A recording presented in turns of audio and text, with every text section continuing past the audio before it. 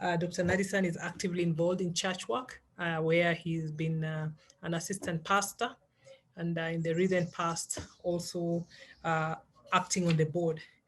For a long time, he's supported the South African region of ICMDA as the regional secretary.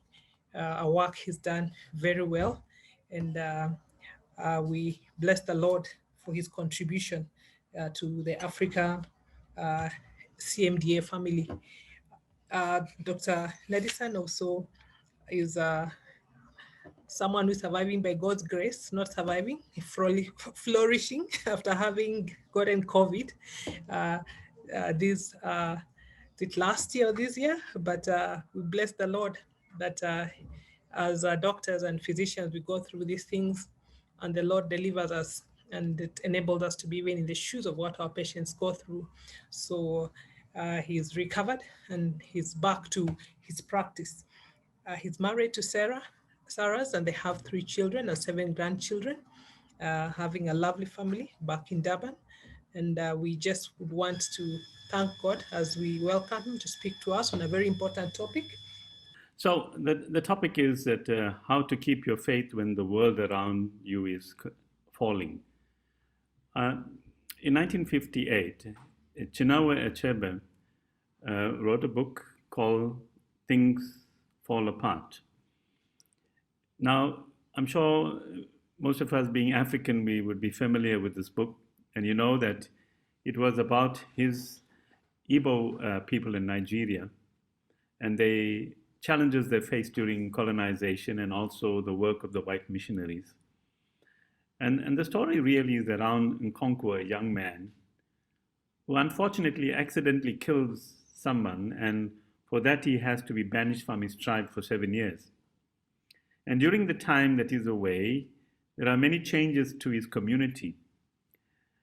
And however, when he returns, he finds that things have changed. His infrastructure for the community has disappeared. And he tries to rally people around this. He finds that he is not able to do that. And in the end, he is desperate and he then commits suicide.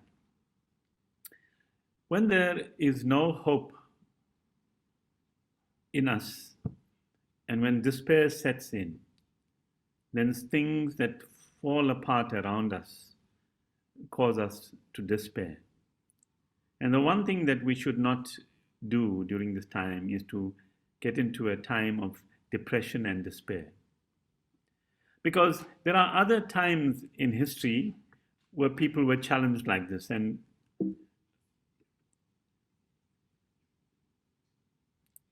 let me just see if I can write.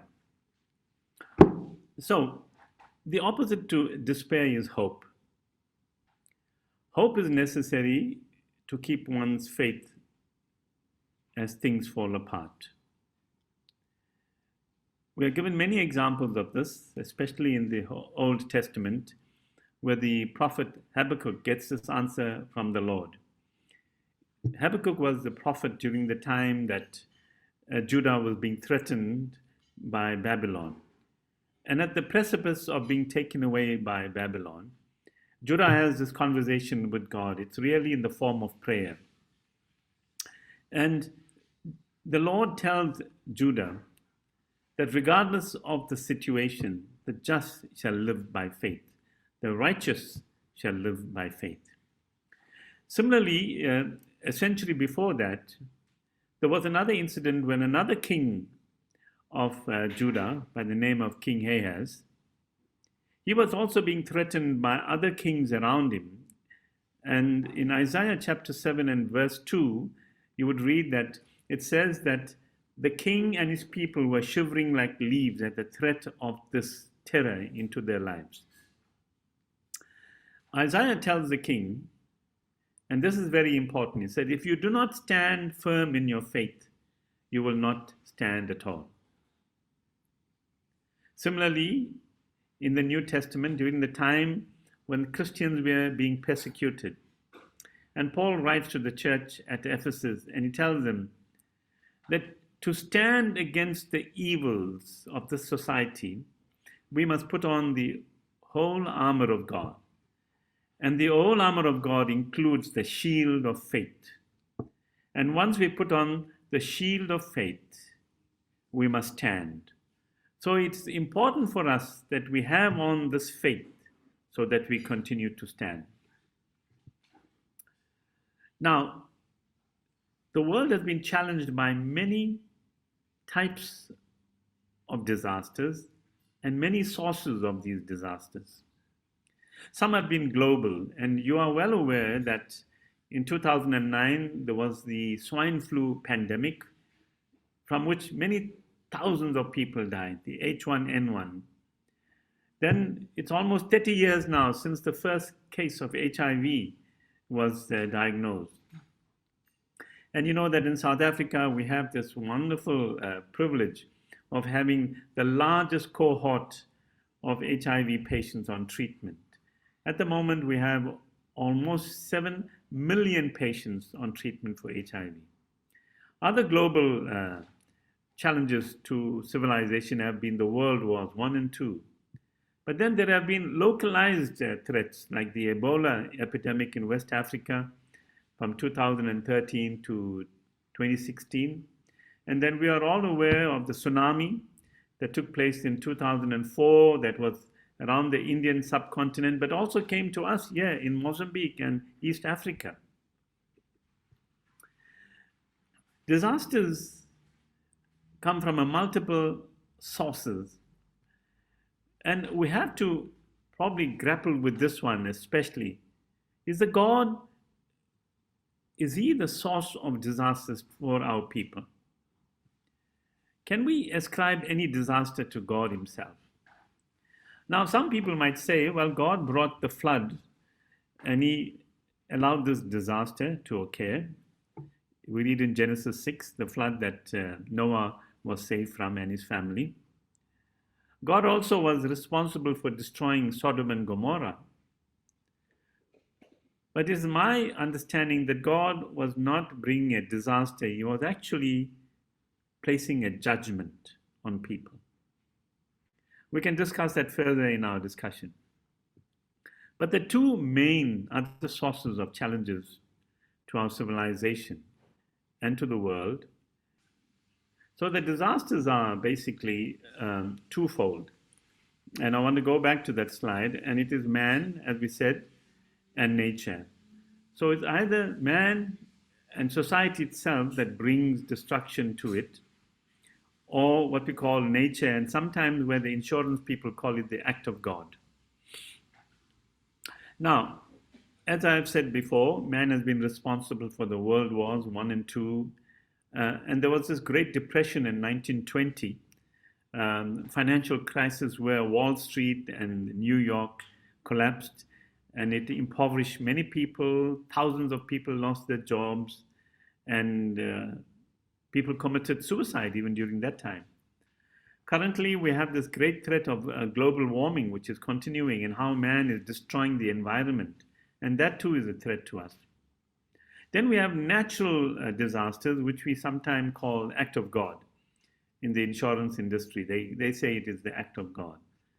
And so infectious disease like COVID-19, HIV, measles and smallpox and malaria, all of these things that bring disasters. Then there's the famines and droughts. You would notice that in 1888 to 1892, almost 1/3 of the population of Ethiopia died from this famine and this drought.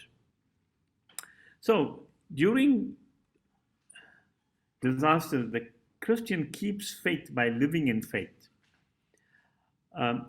So let's look at this understanding of what faith is. Faith is the substance of things hoped for, the evidence of things not seen. And we know this from Hebrews chapter 11 and verse 1.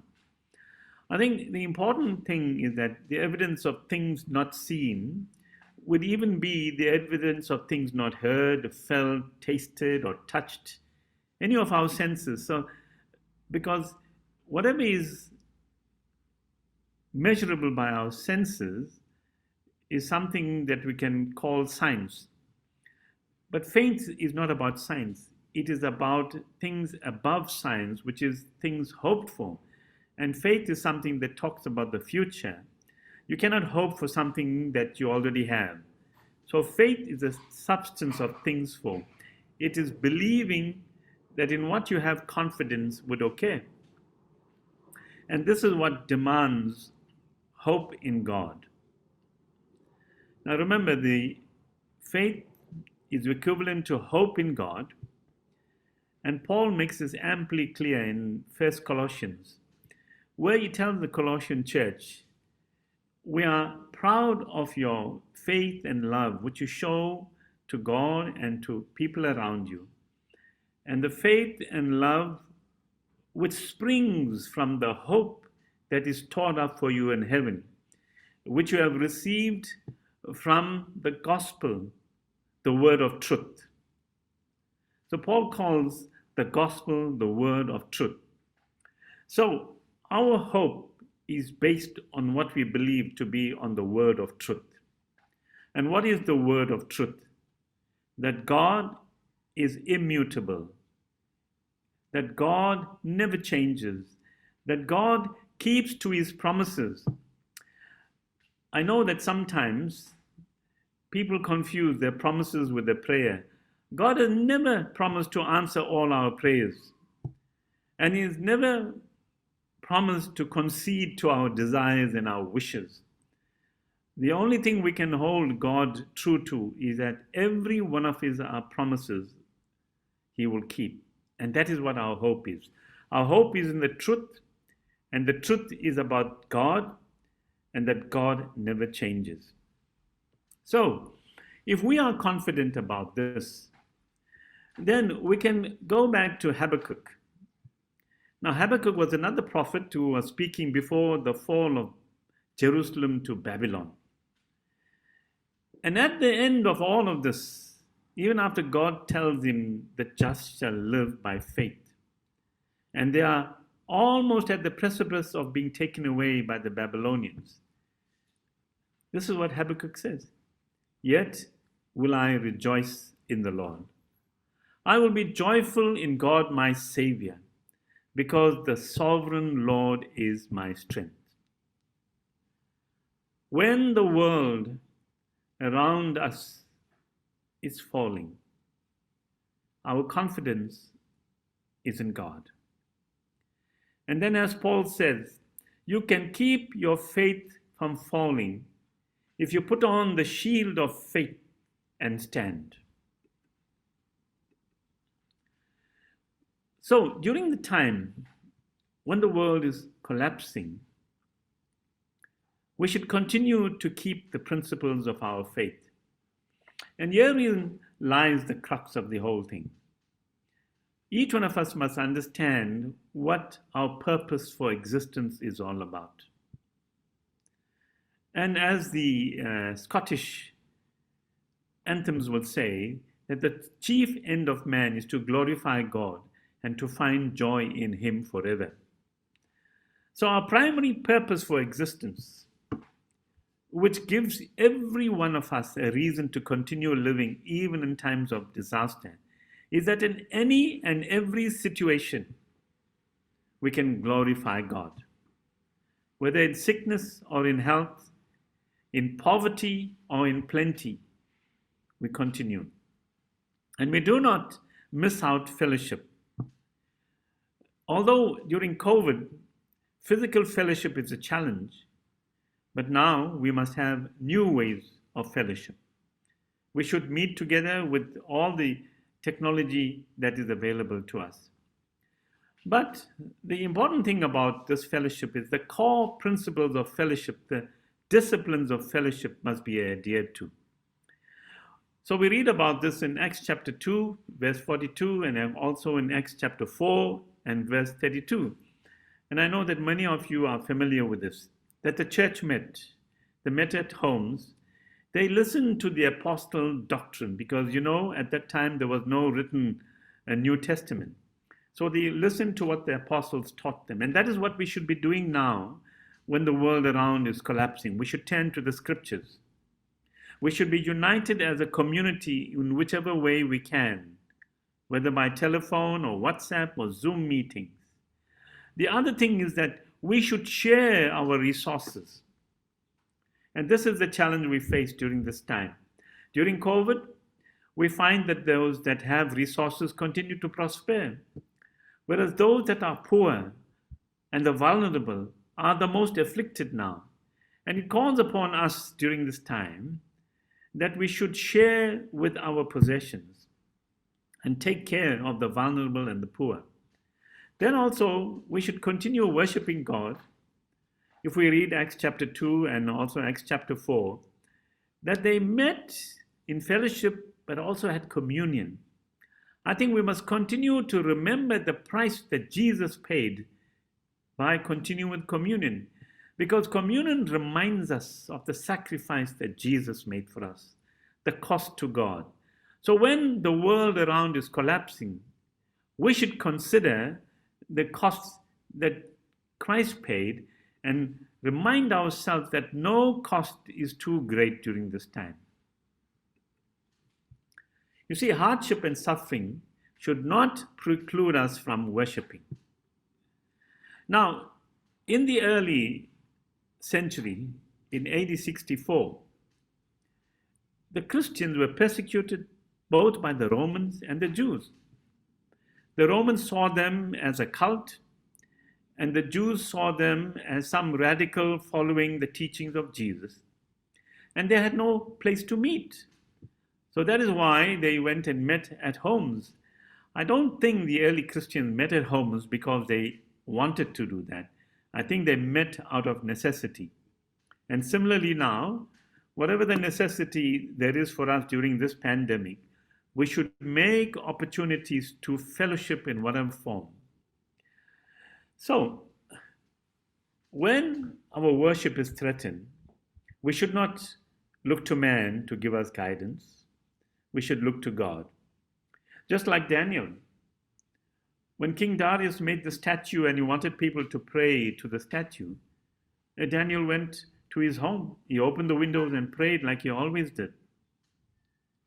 Similarly, Peter and John and the other disciples, we read in Acts chapter 4, they went out into the synagogue and preached, and the authorities put them in prison and released them and warned them not to preach again. But Peter said, no, we would continue to obey God rather than man. So even today, Christians all over the world, in Russia, in China, in Indonesia, and in Iraq and Iran, Christians are continuing to fellowship regardless of the local laws.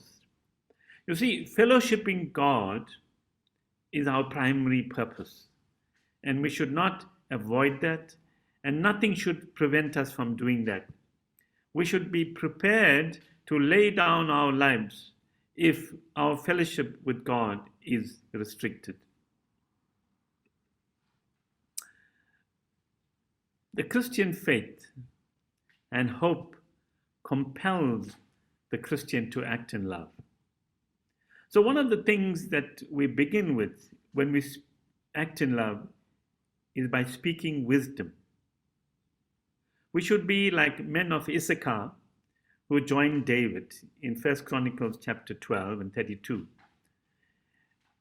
And we should also be like Joseph, who interpreted the dreams of Pharaoh. These men had special gifting. It was not a power that they had to use, but it was a gifting that they had to speak into the situation.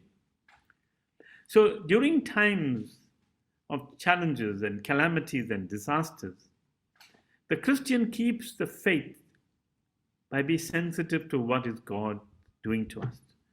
There should be times of fasting and prayer and asking the Lord to reveal wisdom to us so that we can speak into the nation.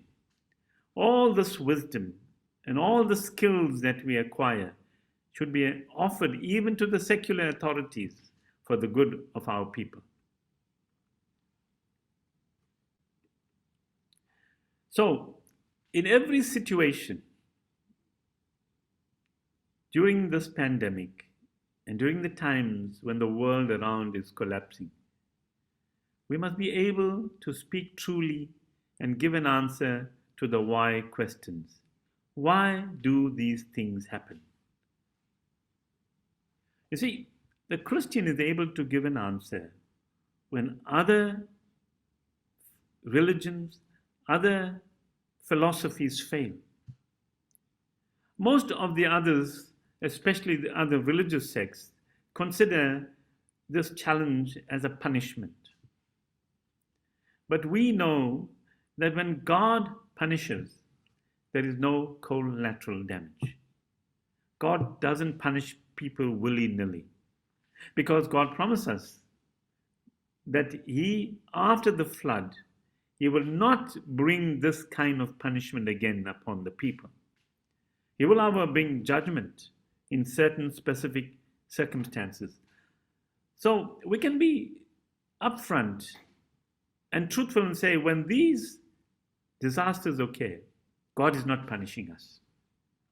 These disasters occur because of nature, and they occur because of our social actions.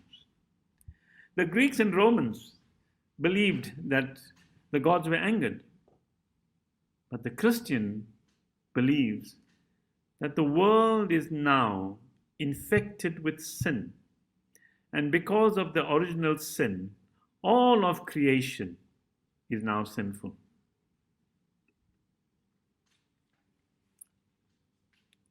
You see, sin not only corrupted man, it corrupted all of nature.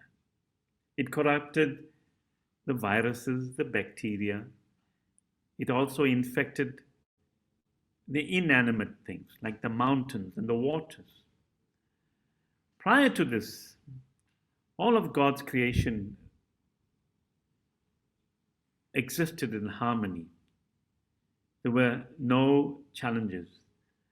The lion and the lamb fed together. The mountains and the seas were apart. But we know above all this that the prince of this world, who is Satan, he wants to bring disaster into the world by implanting into the mind of men and women evil desires. He continues to do that even today. And that is why we go to war, because of the evil desires. That is why there is so much fraud in this world. That is why we do not care for the planet and we pollute, because we do not fashion ourselves after the will of God. Truth speaking must speak about hope. Most other philosophies and religions cannot give you an assurance of hope after life. Some religions say that you pay penance and you reincarnate to a better stage as you get older in life. Others say that it depends on how much of good you do in this world. But this is what the Bishop of Carthage said in 251 when there was this measles epidemic. When people were dying, he said to his people, "You cannot grieve for those whom we claim to be living." So those of us in the faith who pass on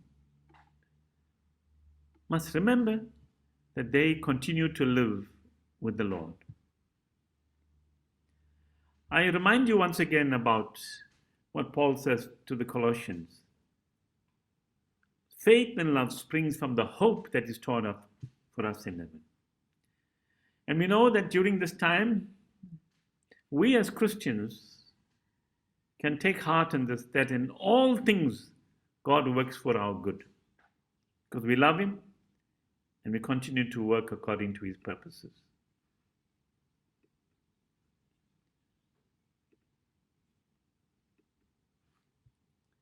So one of the things that we must do, we must always be truth speakers. The challenge we face during this current epidemic, There are those who say that the COVID-19 was created in a laboratory in China. And you know that President Trump calls COVID-19 the China virus. There are some people in Africa who believe that COVID comes from the 5G network. And in South Africa, we have had people go and burn the towers, the cell phone towers. People in America refuse to use the masks and say they don't work. The other great challenge we face is that there are even been pastors and other people in higher ranking office who said that the vaccines change the genetic code. You see, we will always need to speak the truth. And if it's unclear, then we should remind people that this is still unproven.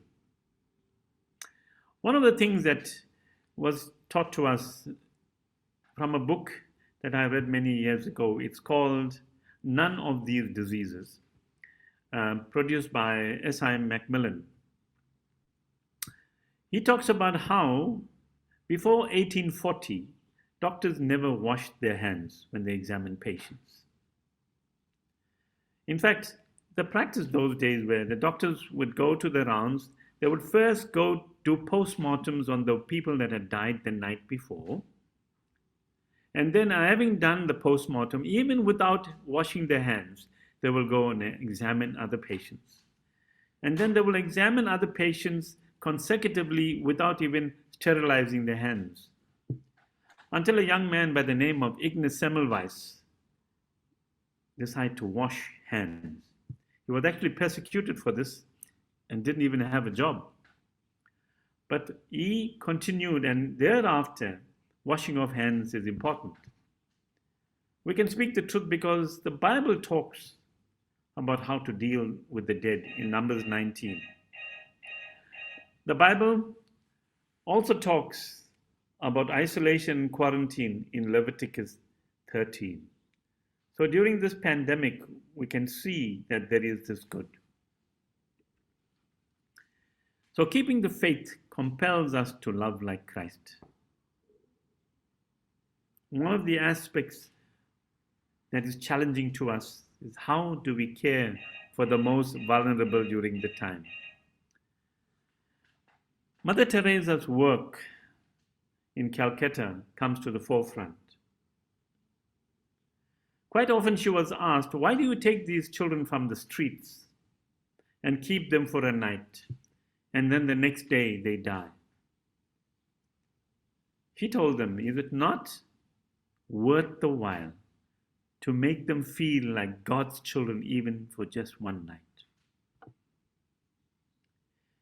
Rodney Stark, in his book, The Rise of Christianity, talks about how the Christians behaved in the first two huge epidemics in Rome in AD 165 and AD 251.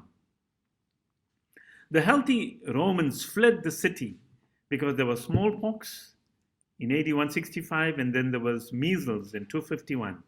And thousands of Romans died, and the better off and the wealthy fled and left them to themselves.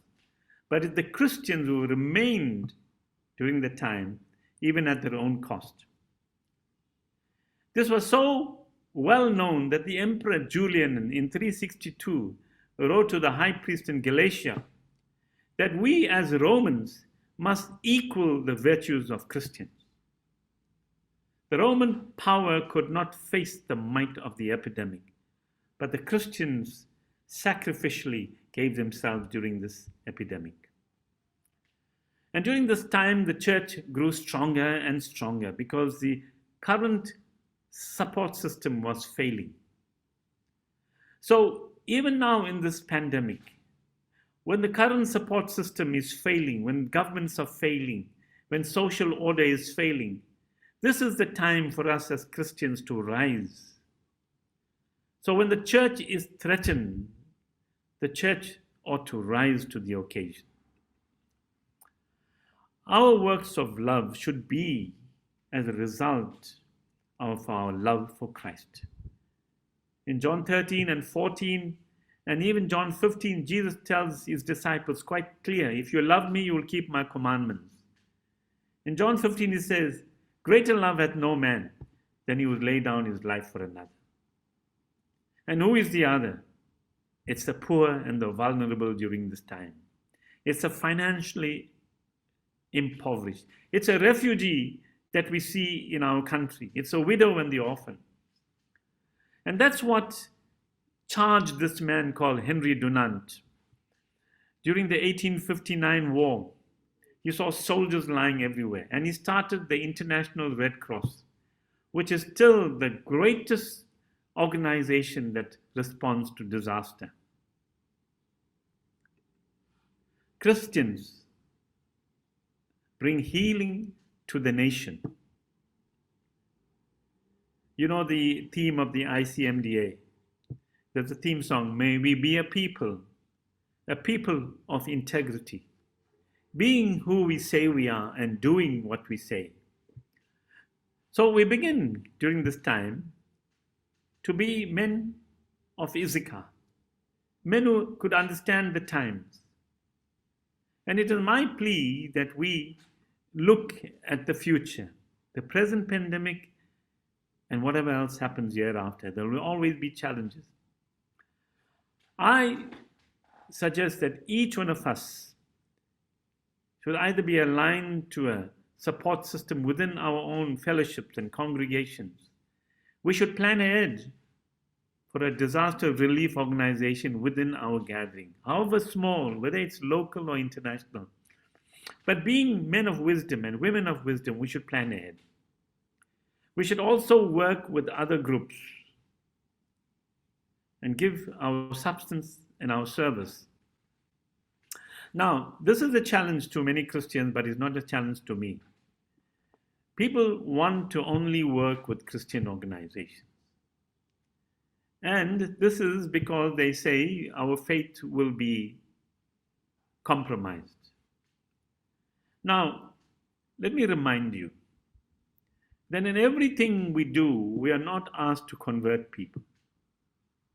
But in everything we do, we can glorify God. So even if you are working with a secular organization, or even with another faith organization, you can still give glory to Jesus. And the Apostle Peter says that always be prepared to give a reason for the hope that you have, regardless where you are. And we bring healing to the nation by actively seeking out the vulnerable. We cannot wait for them to come. We are to go and look for them, find them. Go into all the world, the Lord says. And we must also begin sustainable projects. They need to be short projects, but sustainable. Now, let me remind you that in India, foreign aid is not allowed anymore. You cannot go there as a Christian organization. Because they said that for too long, the Western groups have come here and had one-day crusade and showed the people how good healthcare can be and then departed after converting them. It is my intention, it is my belief that we must always start a sustainable project. Rather start something small and keep it going than to have a one-day event, which I call a brochure event. Once in a year, we'll go and feed the poor, take lots of pictures, and then put them on our websites. What happens to the poor and the vulnerable for the rest of their life? And finally, we speak the truth by giving an explanation of why these disasters occur and what is the way out. I trust that you will be encouraged that when the world around you is collapsing, that is when your faith becomes stronger. I have this much to say, that if your faith falls during a challenge, then your faith is very weak. So you need to turn to the Lord and say, Father, Lord Jesus, improve my faith. Lord, I believe. Please increase my belief. Thank you very much. Yeah, so you wanted me to respond to Pendo's. I think our faith is challenged most when we are in crisis and trouble ourselves. And I think we can look at the example of Peter walking on the water. As long as his eyes were on Jesus, he was safe. But as soon as he started looking at his circumstances, he was being challenged. So I think we should have this vision of whom we serve and whom we belong to first, and regardless of the circumstances. And the challenge is for you and I to be true to our own conviction. And quite often, it requires a great sacrifice, either to go to work early, work longer hours, and do things that others should be doing. I remember when I was an intern, and even after that, it was almost normal for me to go early to work and finish late. Because for me, it was a calling. It was not just another career, it was a calling. And if you heard Rick Paul's and even John White's message, this vocation as a doctor is a calling, and a calling really is a sacrifice. And if you're not prepared to make that sacrifice, then you and I, we will be challenged all the time. We will be miserable. I think that's important. There is a question here about how proactive we've been during COVID. I think the challenge with COVID is that it took us all unaware, really. It is something that we have not experienced in our lifetime. And I think the whole world has been unprepared for it. Even the country with the best resources. If you look at the infection in the USA, they have the highest infection in the world, and yet they have all the money, the resources, they have the medical know-how, and they're still unable to contain it. How can we be better prepared for this? I think it is to have surveillance, is to be able to see things before they happen. And that's why we should have the wisdom of men and the spiritual gifting like Daniel and Joseph. I don't think we have been sensitive enough as a Christian community to see these problems coming. We can understand if the world doesn't know these things. The secular world does not believe in looking into the future in a spiritual way. And I think that we as believers need to now take our rightful place and almost be like a prophetic voice into the world. Amen. Thank you. Thank you, everyone. Thanks for being here with us. Amen.